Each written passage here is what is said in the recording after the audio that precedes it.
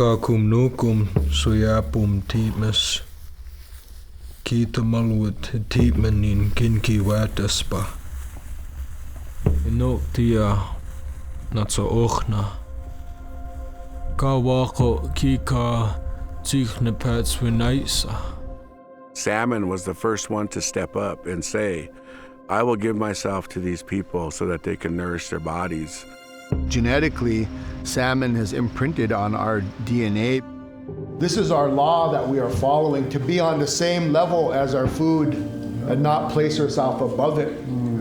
Here we are trying to hang on to our sacred ways, and our foods are diminishing.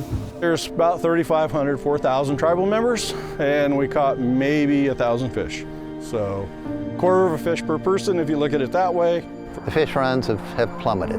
Now we're only left with just a handful of places that have the numbers of salmon that we can still actually fish and continue that way of life.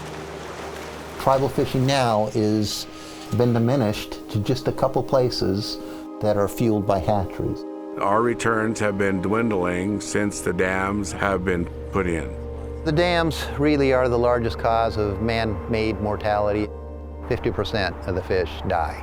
I have to say, when is enough enough? We turn as many dials in salmon recovery that we're capable of doing. The Nez Perce Tribe does the most amount of restoration work of any other agency. There are fewer than 50 fish on the spawning grounds in the best habitat in the United States for these fish. Our back is against the wall. We need to turn some of the larger dials. Some of the larger dials, of course, is dam breaching.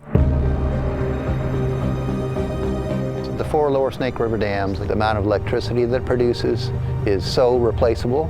The transportation is so replaceable. Salmon can't come change that. We have to change it because we're the ones that introduced it in their home. Now more than ever, our voice needs to be amplified for salmon and for the rest of the environment. We don't forget our obligation and that covenant